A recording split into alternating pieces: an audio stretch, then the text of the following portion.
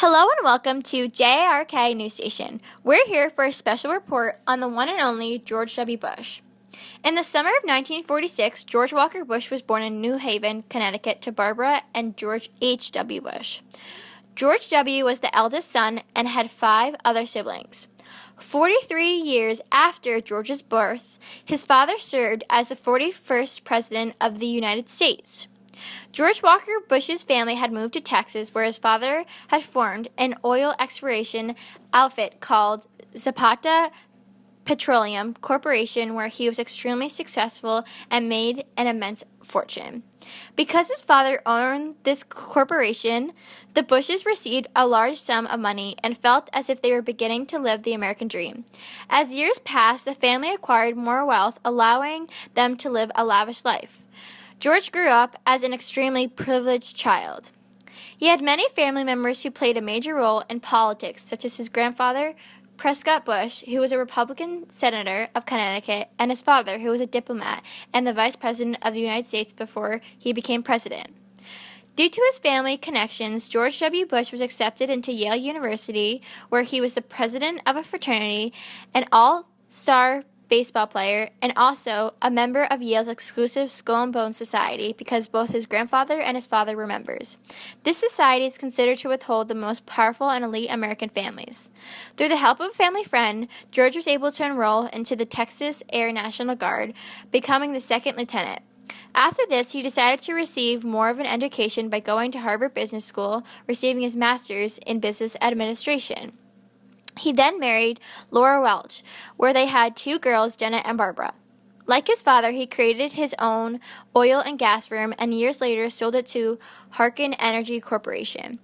2 years later, he moved to Washington, D.C. to work for his father's campaign for presidency. After 4 years, George W. Bush decided to become governor of Texas as a Republican and won. I will faithfully execute the duties that I will faithfully execute the duties of the office of Governor of the State of Texas. of the State of Texas. As governor, George W. Bush appealed to moderate Republicans and Christian conservatives in his own party. With there being plenty in the Texas Treasury, George was able to create a tax cut and increase funding for education. Then, in 1999, Bush ran for president against Al Gore. Once it was election night, there was no clear winner. First, Al Gore was elected winner of Florida, but then it was stated that Bush was in the far lead. Florida state law election was forced to have a mandatory recount. After the recount, George W. Bush had won the election and was now president of the United States. George won the electoral votes 271 to 266, but unfortunately lost the popular vote. This election has been very significant to U.S. history. It was significant due to the fact that this is the 4th election in which the president, such as Bush, did not win by a popular vote. Now, on to you, Rebecca. Thank you, Katrina, and on to the domestic policy. As most know, at the very beginning of Bush's presidency, he had to deal with the tragic event on 9/11 when 2 planes crashed into the World Trade Center and 1 plane crashed into the Pentagon in Washington, D.C. After this attack on U.S. soil, Bush made a very important decision to start a war on terror in Afghanistan. This considerable decision made many scared of being at home and living in America. Bush took this into consideration and chose to pass the Patriot Act. This act enabled the federal government to search everything and anything of the American people that they should not have had the right to do. It also made the government up its surveillance and investigative powers of law enforcement agencies.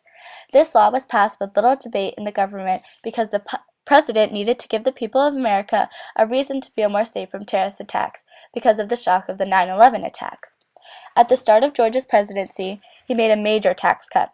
It became a great debate in Congress over how much money they should actually cut from the people of America. It finally was settled that they would cut $1.3 to $1.4 trillion over 10 years in tax money. Another leading event in Bush Jr.'s time was Hurricane Katrina. Not only did Bush Jr. get hated on for having a delayed reaction and relief effort for the cause, but the amount of money that had to go into the city of New Orleans was too much for the government to handle. New Orleans had started out as a poor city, and the people that lived there were poor too, so it was even harder to fix the damages that were there before the hurricane had actually hit the city. Bush Jr. finally decided to give $10.5 million for the effort. Another big decision of Bush's presidency that had to do with legislation was the No Child Left Behind Act. This act gave school funding only to schools that had good test scores, and those scores reflected how much money Bush would actually give to those schools. Another legislation passed by George W. Bush was the prescription drug coverage for seniors. This gave older people availability to drugs that they could not afford because of their discontinuation of work and such. A big effect of this act was that now private medical plans had to compete with Medicare. Thanks for listening. Now to Isabel on foreign policy. Although Bush didn't begin with a strong foreign policy at the beginning of his presidency, the terrorist attacks on the World Trade Center and Pentagon during 9/11 changed that. He began to take measures to prevent an all-out war against the Taliban, who gave sanctuary to Osama bin Laden, the leader of the terrorist group Al-Qaeda and man who organized 9/11. He sent out an ultimatum to the Taliban to give up bin Laden.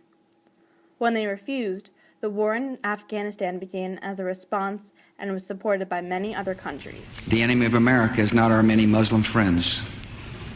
It is not our many Arab friends. Our enemy is a radical network of terrorists and every government that supports them. Bush successfully unseated the Taliban from power during this time. As this was going on, the next leg of the war on terror began in Iraq as an intelligence source informed the U.S. and British governments that the Iraqi president, Saddam Hussein, was collecting masses of biological and chemical weapons. As a result, Bush gave him 48 hours to give up power or to be invaded. Then added Iraq to a list with North Korea and Iran called the Axis of Evil. This list was used to identify countries who Bush accused of helping terrorists and or were seeking weapons of mass destruction. This invasion was the most controversial because of the possible existence of the chemical weapons and the possible absence of them, but it was allowed for the same reasons. The war on Iraq was announced 2 days later, with Bush naming it a war based on human rights. It was then found that there were no chemical weapons and that the source was wrong. However, troops remained in Iraq to establish a better government after Hussein was taken out of power and to prevent terrorism. In the end of his presidency, he still stood by all of his decisions during the war on terror in the Middle East that continues today. Now to you, Johanna. Thanks, Isabel. Now on to George W. Bush's legacy. What do you think of when you hear George W. Bush? Most people think of the Republican leader who dealt with the 9/11 attacks and the resulting war in Afghanistan. The war arose after the Taliban was giving aid to Osama bin Laden, the al-Qaeda leader. Some people think of Hurricane Katrina in New Orleans and his delayed reaction to help. Others think of the immense tax cuts and countless acts put into effect in order to try and solve America's problems. Some people just think of his father, George H. Bush, the 41st president. But George Bush, the 43rd president, served 2 terms. His father only served 1 because he lost the re-election. George W. Bush started his term when he was 54 years old on January 20th, 2001. He served as president until January 20th, 2009. His father, on the other hand, served from 1989, when he was 64, until 1993. Unlike his father, George W. Bush decreased taxes significantly. Bush focused mainly on 3 things: taxes, education, and cooperation in the Supreme Court and within America. Within his first week in office, he proposed a tax cut. Bush put the Economic and Tax Relief Reconciliation Act in order to cut taxes by $1.3 trillion. But he ended up in an awkward position when he tried to balance the budget and reduce the deficit without making people pay more taxes. Most Republicans wanted to add the taxes for richer people. In order to make a change for the education of America, Bush made the No Child Left Behind Act. This act was meant to increase motivation to learn in children and their parents, especially among minorities. In order to help the general public, he made the prescription drug coverage for seniors, which offers Medicare. George W. Bush is also widely known for his Patriot Act. The Patriot Act allowed for more law enforcement surveillance and more powers for investigation. This act was meant to help everyone in America because it would go on to help Americans stay safe in general and feel safe from terrorists. Now that you know this new information, what do you think about George W. Bush?